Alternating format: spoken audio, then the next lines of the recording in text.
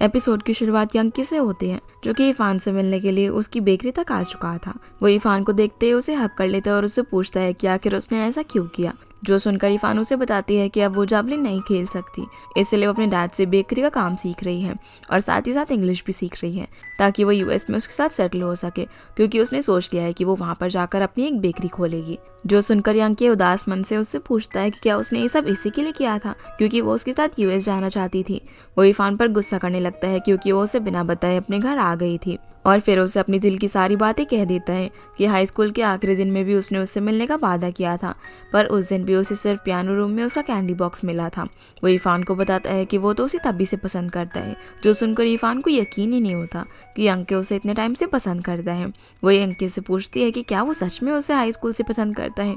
फिर वो उसे वो बुक भी देता है जिसके अंदर उसने एक नोट रखा हुआ था, जो कि उसने पहले इरफान को दी थी, और वो उसे दिखाता है कि उसने तो काफी पहले उससे अपना लव कन्फेस कर दिया, पर इरफान ने ये चीज नहीं पढ़ी। जो जानकर इरफान काफी खुश होती है, तो यंके उसे यहाँ पर किस कर देता है और फिर दोनों एक दूसरे को किस करने लग जाते हैं। पर तभी इरफान के पीरियड्स आ जाते हैं, इसलिए यंके उसके लिए सैनिटरी नैपकिन लेने के लिए जाता है और फिर वो उसके घर पर ही रुककर उसकी देखभाल करता है, क्योंकि इरफान के डैड 3 दिन के लिए बाहर गए हुए थे। अगले दिन हम मिंग और बायूजू को देखते हैं, जहाँ पर मिंग काम कर रही थी। तभी बायूजू उसे रात में डिनर पर चलने के लिए पूछता है, पर मिंग ये कहकर मना कर देती है कि वो रात में बिजी है। इतने में ही एक लड़की वहाँ पर आती है, जो बताती है कि उनका मॉडल तो अभी तक नहीं आया है और उन्हें अर्जेंटली एक मॉडल की जरूरत है, जिस पर मिंग बोलती है कि वो तो ऐसे किसी इंसान को नहीं जानती। तभी उस लेडी की नज़र बायूजू पर जाती है, तो वो उससे रिक्वेस्ट करती है कि क्या वो उनकी हेल्प कर सकता है, जिस पर मिंग बोलती है कि बायूजू अभी बिजी है, लेकिन वो तो फटाफट से मॉडल बनने के लिए मान जाता है।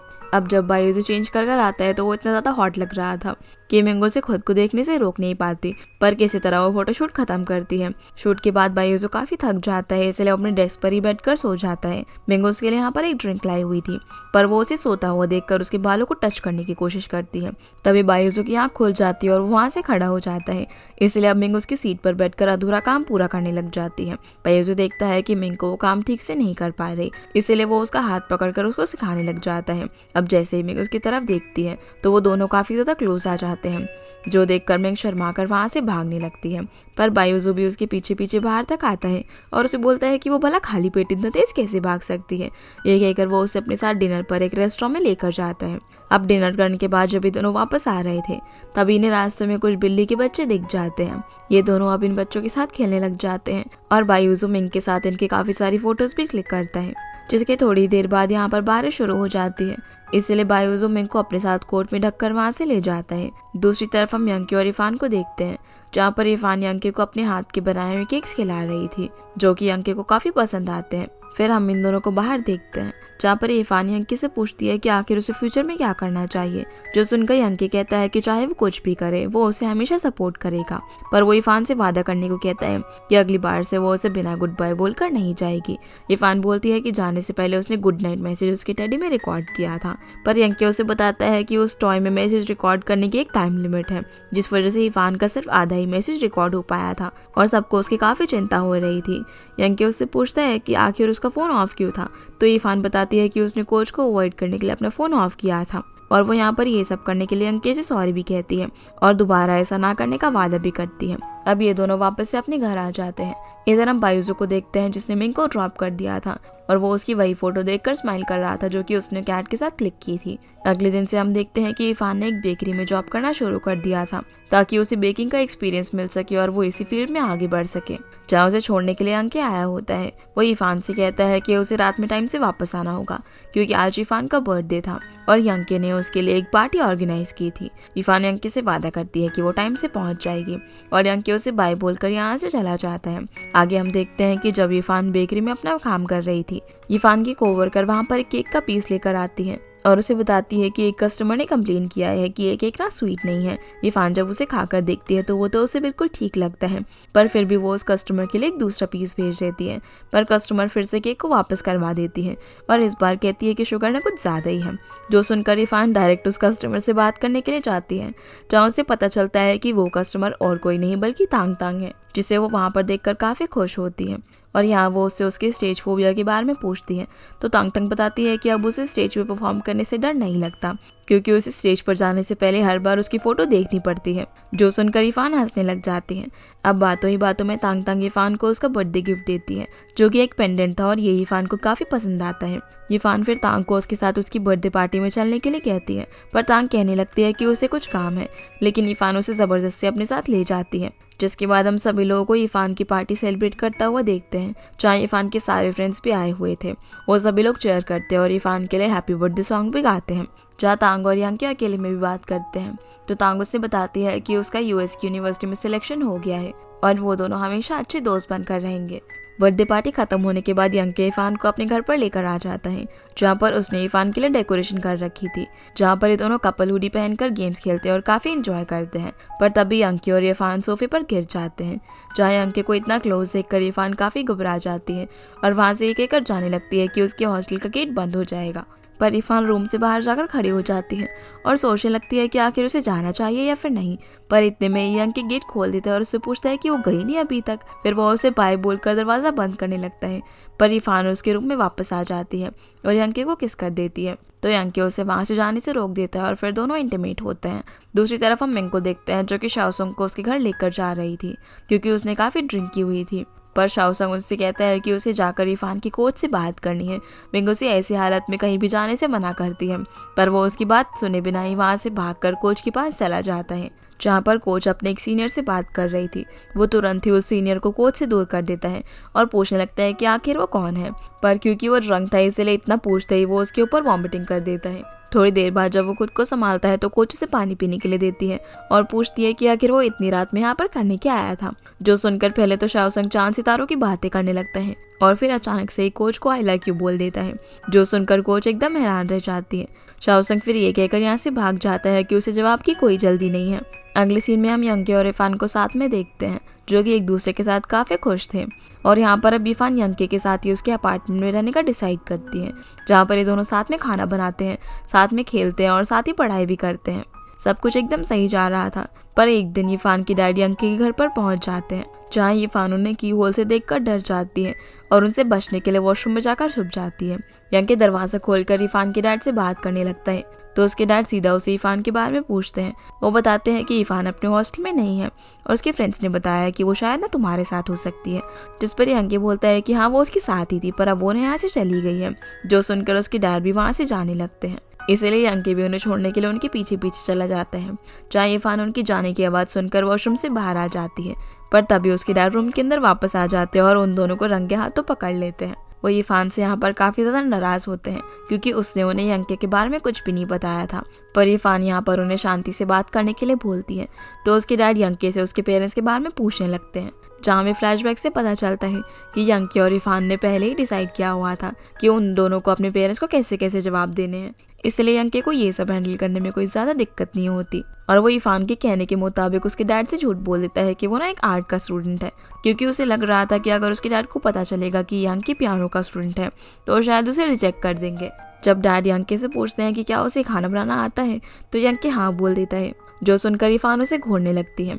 पर यंग तो अब उसके डैड को इम्प्रेस करने के लिए काफी सारा खाना बनाता है, लेकिन जब डैड उसे ट्राई करते हैं तो वो काफी ज्यादा स्पाइसी था, जिस वजह से उनकी हालत खराब हो जाती है। अब यहीं से वो यंग का टेस्ट लेना शुरू कर देते हैं, ये पता लगाने के लिए क्या वो उनकी बेटी के लिए ठीक है या फिर नहीं। और इसी बीच उन्हें ये भी पता चल जाता है कि वो एक पियानो स्टूडेंट है। अब जाने से एक दिन पहले यंग इरफान के डैड को लंच पर लेकर आता है, जहाँ पर इरफान के डैड यंग से पूछने लगते हैं कि उसके फ्यूचर में क्या करने का प्लान है, और उसे बोलते हैं कि आर्ट्स और पियानो हॉबी के लिए तो बहुत ही अच्छा है, पर इन सब से कोई स्टेबल जॉब नहीं लग पाती। जो सुनकर इरफान अपने डैड से बोलती है कि ऐसा कुछ भी नहीं है और पियानो बजाना यंग का ड्रीम है, वो इस सब को नहीं छोड़ सकता। लेकिन डैड बोलते हैं कि अगर यंग को इरफान के साथ फ्यूचर में रहना है तो उसे ये सब छोड़ना पड़ेगा। जिस पर यंग तो हाँ में हाँ मिलाया जा रहा था, लेकिन इरफान अपने डैड को अपोज करने लग जाती है और बोलती है कि ऐसा बिल्कुल भी नहीं होगा, जिस वजह से उसके और उसके डैड के बीच में थोड़ी सी बहस हो जाती है और इरफान यहाँ से उठकर चली जाती है। यंग भी उसके पीछे पीछे जाता है और उसे वापस अंदर आकर अपने डैड से सॉरी कहने के लिए बोलता है, पर इरफान नहीं मानती और यहाँ से चली जाती है। इसीलिए अब यंग अकेले ही इरफान के डैड को स्टेशन तक छोड़ने के लिए जाता है। इधर इरफान जब घर पर होती है तभी उसे उसके डैड का एक लेटर दिखता है, जो कि उन्होंने यंग के लिए छोड़ा हुआ था। इरफान जब उस लेटर को पढ़ती है तो उसमें उसके डैड ने यंकी से सॉरी कहा हुआ था उनके ऐसे बिहेवियर के लिए। उन्होंने लिखा था कि उन्होंने यंकी के साथ काफ़ी स्ट्रिक्ट बिहेव किया क्योंकि इरफान उनकी इकलौती बेटी है और वो उसकी काफ़ी चिंता करते हैं। जो सारी चीज़ें पढ़ने के बाद इरफान काफ़ी इमोशनल हो जाती है और अपने डैड से मिलने के लिए फटाफट से स्टेशन की तरफ जाने लगती है। दूसरी ओर हम यंकी और इरफान की डैड को साथ में देखते हैं, जहाँ पर डैड यंकी से सॉरी बोलते हैं क्योंकि उन्होंने उसके साथ कुछ दिनों में काफ़ी बुरा बिहेव किया था। और वो इसे ये भी कहते हैं कि वो जो करियर चेंज करने की बात वो उससे कह रहे थे वो भी उन्होंने सिर्फ मजाक में ही कही थी। अब जैसे ही डैड वहाँ से जा रहे होते हैं तभी इरफान फटाफट से स्टेशन पहुँच जाती है, जहाँ वो अपने डैड को जाता हुआ देखकर उन्हें जोर से हक कर लेती है और उन पर गुस्सा करने के लिए उनसे माफ़ी मांगती है।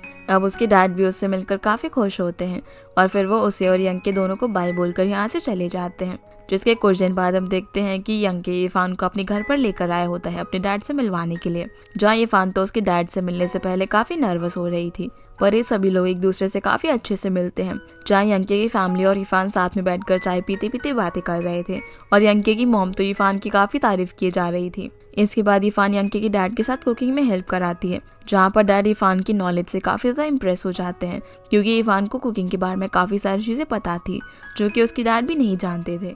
अब अपने डैड को इरफान के साथ इतना अच्छा बिहेवियर करते हुए देखकर यंकी भी सरप्राइज हो जाता है क्योंकि वो तो उसके साथ हमेशा काफ़ी स्ट्रिक्ट रहते थे। खाना बनने के बाद जब भी सभी लोग साथ में लंच कर रहे होते हैं, जहाँ यंकी खाना खाने से पहले उसमें से ग्रीन पेपर निकाल रहा होता है, पर इरफान उसे उठाकर खिला देती है और बोलती है कि ऐसी सब्जियां निकालना अच्छी बात नहीं होती। जो चीज़ देखकर यंकी की मॉम काफ़ी खुश होती है और वो भी उसके डैड को इशारा करके ग्रीन पेपर खाने के लिए बोलती है क्योंकि यंकी अपने डैड की तरह ही ग्रीन पेपर निकाल दिया करता था। अगले सीन में हम यंकी और इरफान को बाहर टहलता हुआ देखते हैं, जहाँ इरफान को अचानक से तांग तांग का टेक्स्ट आता है जिसमें वो इरफान को उससे मिलने के लिए बुलाती है। इरफान समझ नहीं पाती कि आखिर तांग तांग उसे क्यों बुला रही है, पर जब वो उससे मिलने के लिए कॉलेज के ऑडिटोरियम में पहुंचती है जहाँ तांग तांग अकेली थी, वो पहले तो इरफान के लिए पियानो प्ले करती है और फिर उसे थैंक्स बोलती है। तांग उससे बताती है कि उसकी वजह से उसका डर खत्म हो पाया है और बातों ही बातों में वो उससे पूछती है कि क्या इरफान सच में जैवलिन खेलना छोड़ देगी, जो सुनकर इरफान उसे बताती है कि उसका राइट हैंड खराब हो चुका है, इसलिए अब वो कभी भी जैवलिन नहीं थ्रो कर सकती। जो सुनकर तांग उसे कहती है कि अगर वो राइट हैंड से नहीं खेल सकती तो उसे लेफ्ट हैंड से ट्राई करना चाहिए। इरफान बोलती है कि वो लेफ्टी नहीं है, इसीलिए ऐसा करना उसके लिए इम्पॉसिबल है। तब तांग उसे कहती है कि उसे भी लगता था कि वो यंकी के बिना परफॉर्मेंस नहीं कर सकती, पर इरफान ने उसे गलत साबित कर दिया, इसलिए वो इरफान को भी लेफ्ट हैंड से जैवलिन खेलने के लिए मोटिवेट करती है। जो सब जाकर इरफान यंकी को भी बताती है और फिर अगले दिन वो अपनी कोच के पास ट्रेनिंग के लिए पहुंच जाती है, जहाँ उसके बाकी फ्रेंड्स भी उसे वापस देखकर उसके लिए चेयर अप करते हैं, जिस वजह से अब इरफान भी वापस से जैवलिन खेलना शुरू कर देती है। अब ऐसे ही काफ़ी टाइम बीत जाता है और धीरे धीरे यंकी और इरफान की रिलेशनशिप में नोकझोंक होना शुरू हो जाती है। अब काफ़ी टाइम बाद ये सभी फ्रेंड्स एक रेस्टोरेंट में मिलते हैं, जहाँ पर इरफान मिंग से मिलकर यंकी की शिकायत कर रही होती है कि ये लिव इन रिलेशनशिप में रहना कोई आसान बात नहीं है और कैसे तांग अभी भी यंकी को अपनी फोटोज भेजती रहती है। इधर हम यंकी को देखते हैं जो कि शाओसंग के साथ इरफान की शिकायत कर रहा होता है कि कैसे इरफान टीवी में दिखने वाले एक्टर को अपना हस्बैंड बताती है। जिसके बाद हम शाओसंग को उसके जिम में देखते हैं। तभी वहाँ पर इरफान की कोच आकर उसे रोक देती है। वो शाओसंग से पूछती है कि आखिर वो उसे उस रात से इग्नोर क्यों कर रहा है, पर शाओसंग उसे कुछ भी जवाब नहीं देता और इससे पहले कि कोच उसकी बात का जवाब दे पाती, शाओसंग वहाँ से भाग जाता है। सीन अब मिंग पर आता है, जो कि बायुजू को अपने रिजाइन लेटर दे देती है। बायुजू से पूछता है कि आखिर वो रिजाइन क्यों करना चाहती है, तो मिंग उसे बताती है कि वो अब्रॉड जा रही है। बायुजू से बोलता है कि आखिर उसने अचानक अब्रॉड जाने का फैसला क्यों किया, तो वो बताती है कि वो तो इस चीज़ के लिए काफ़ी टाइम से प्लान कर रही थी और क्योंकि अब उसे एक अच्छी अपॉर्चुनिटी मिली है इसलिए वो इस मौके को नहीं गंवाना चाहती। जो सब सुनकर बायुजू एकदम शांत पड़ जाता है। अगले दिन हम मिंग को देखते हैं, जिससे कि यंकी, इरफान और शाओसंग एयरपोर्ट पर छोड़ने के लिए आए हुए थे, पर मिंग उदास थी क्योंकि बायुजू अभी तक वहाँ पर नहीं आया हुआ था और क्योंकि मिंग की फ्लाइट का टाइम हो रहा था, इसलिए वो सभी को बाय बोलकर वहाँ से जाने लगती है। अब जब वो जा ही रही थी तभी उसकी आंखों में कुछ बबल्स चले जाते हैं, जो कि कुछ बच्चे एयरपोर्ट पर उड़ा रहे थे, जिसकी वजह से उसकी आंखों में थोड़ी सी प्रॉब्लम होने लगती है। उसी वक्त बायुजू वहाँ पर आ जाता है, जिसे मिंग वहाँ पर देखकर सरप्राइज हो जाती है और पूछती है कि तुम यहाँ पर क्या कर रहे हो, तो वो उसे बोलता है कि अगर मैं यहाँ पर नहीं आता तो भला तुम्हारी हेल्प कौन करता। अब वो उसे बोर्डिंग एरिया तक छोड़ने के लिए जाता है, जहाँ रास्ते में वो उससे पूछता है कि वो कितने दिनों के लिए जा रही है, तो मिंग बताती है कि वो 1-2 साल के लिए जा रही है, इसलिए वो मिंग से उसका ख्याल रखने के लिए बोलता है।